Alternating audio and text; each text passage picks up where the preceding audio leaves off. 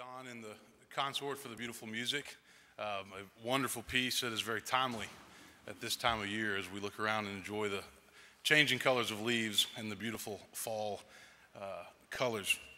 I wanted the Tennessee fans here this morning to know that I did you a favor this week. I dressed up like a Vol fan for Halloween, and look what happened last night. You beat South Carolina. If you didn't know that, it was a late game last night. So I just wanted to mention that this morning. Join me, if you would, for a word of prayer. Loving God, speak to us through our text. Open our hearts, open our minds, and may the words of my mouth and the meditations of all of our hearts be acceptable in your sight. You are our rock and our Redeemer. Amen. This morning we are bringing our fall sermon series to a close on the Ten Commandments. We have been looking at these commandments for the past 2 months since the beginning of September, and it's important for us to remember that God has given us these rules for living for our own well-being, given to the Israelite people through Moses on Mount Sinai. These are guiding principles for what it means to live in a relationship with God. So let's take just a moment and recap where we've been the past few weeks. First, we looked at the first and second commandments. You shall have no other gods before me, and you shall not make for yourself an idol. And we talked about the things in life that we often turn into false gods or idols, things like self and money, social status, physical beauty, children, material things, politics, work, and conflict. New York pastor Tim Keller once said that an idol is anything more important to you than God, anything that absorbs your heart and your imagination more than God, anything that you seek to give you what only God can give. A counterfeit God is anything so central and essential to your life that should you lose it, your life would feel hardly worth living. Next, we looked at the third commandment. Don't make wrongful use of the name of the Lord your God. Don't take God's name in vain. We talked about how this does not just apply to a prohibition to cuss using the name of the deity. It also means don't use God as a rubber stamp for your own personal agenda. We looked at the fourth commandment. Remember the Sabbath day and keep it holy. God gave us the Sabbath for our own well-being, to worship, to rest, to recharge, and to spend time with family. And it seems like Sabbath has been slowly disappearing in our culture. And the truth is we ignore the Sabbath at our own risk. God has given us the Sabbath for balance and renewal. Fifth, honor your father and mother. Some of us are better at this than others, but children are to honor their parents if they want their children to one day honor them. Another way to put it is what goes around comes around in life. Sixth, you shall not kill or murder. And we talked about some of the topics that come into play that are hot topics: war, abortion, death penalty, euthanasia. These are topics that divide Christians. Just drive around and look at the different signs dealing with Amendment 1. It'll be on the ballot on Tuesday, and you can see that lots of people disagree on these topics, and even clergy disagree on some of these topics. Seventh, you shall not commit adultery. Boundaries are important in marriage. Not putting ourselves in tempting situations is important. And when it comes to adultery, there is usually a lot of collateral damage that's done with the family and also with friends and loved ones. Eighth, you shall not steal. Don't take what's not yours, and that also includes the non-tangible things like time and attention that we should give to our loved ones. And last week we looked at the ninth commandment, you shall not bear false witness, and how lying is a problem in our culture. There are many reasons why we lie, including fear, guilt, shame, ambition, an honest desire to not hurt people with the truth. But God calls us to tell the truth in love, and Jesus said the truth will set you free. And today we wrap up this series with the 10th and final commandment, you shall not covet. I'm glad we get to end on an easy one with this list, right? You shall not covet.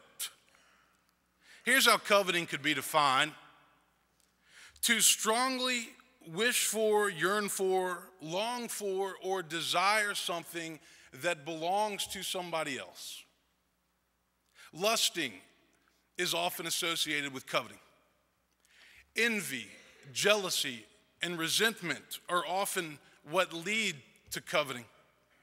Coveting is a matter of the heart. I moved here to Nashville just over 7 years ago. And I'd lived in lots of different places, different parts of the country. Memphis, where I grew up. Fort Worth, Texas, where I went to college. Lived in Vail, Colorado. Lived in Princeton, New Jersey, New York City. Had a short stint in Switzerland. But one of the things that did strike me about Nashville when I came to this town was the number of houses in Nashville, in Middle Tennessee, that are worth $2 million or more. And it just was mind-boggling to me, and I was 27 at the time, to think that there could be that many people in one town that could afford to live in that number of houses. And so in my mind, I was thinking, okay, either one of two things is going on. Either people make a lot more money here than I thought they did, or people are over-leveraged and they're in debt up to their eyeballs. And then somebody said, Clay, the answer is both. And that makes sense. Now, I live in a parsonage. It's a nice parsonage. The ceilings only fall down every third or fourth year. It's a one-story ranch, got a nice deck, great view of the steeple, especially at night when it's lit up. Short commute to work. I can come home for dinner and come back to the church for a meeting. It's not a problem. But I'd be lying to you if I told you that when I went to other people's houses sometimes, that I didn't come back to the parsonage and think, man, I wish I had a bigger house, a nicer house, a fancier house, a house that when you wanted to do something, you didn't have to go to a committee for permission.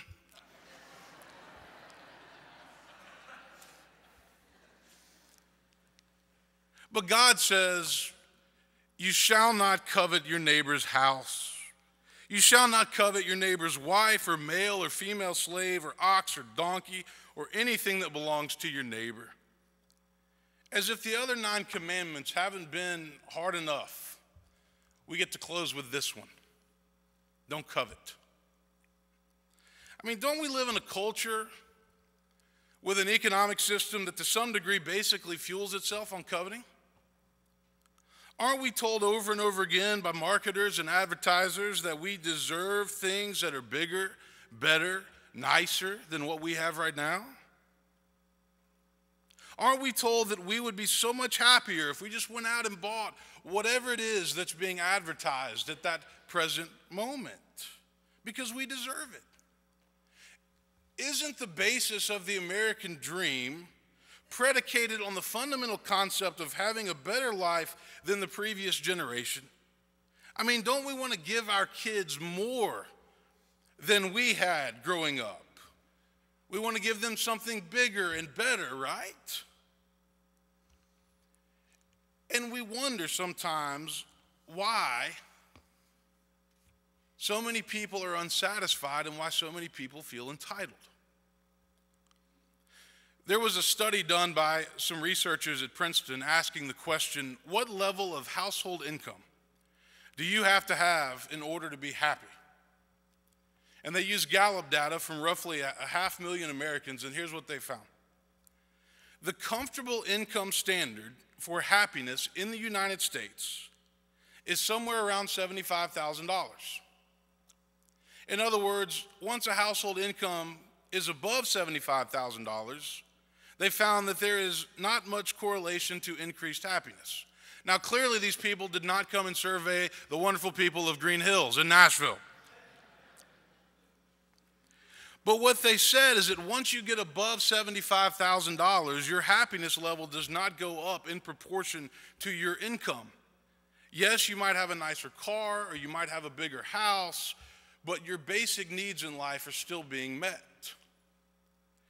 There was another study done at Harvard over a 75-year period, and they tracked 268 male students who graduated from Harvard between the years of 1938 and 1940.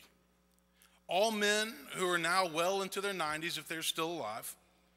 And their goal was to find out what it is that makes for a happy and meaningful life over the long haul. And here's what they discovered. Love is what matters most. Connection to other people and forming friendships is what matters most. Moving from narcissism to connection is very important. Working through challenges and adversity in life make us who we are, and without them we cannot build character and we cannot learn resilience. And they found that money and power, although important in achieving business success, do not necessarily equate to more happiness unless they are accompanied by the other things that bring us love, connection, and joy. Because believe it or not, there are a lot of lonely billionaires out there who are still looking for meaning and purpose. In the book that I recommended this fall, The Truth About God, the final chapter is perhaps the most challenging and the most profound.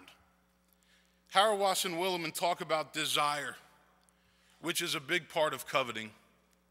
They say our problem as humans is not that we are full of desire, aflame with unfulfillment.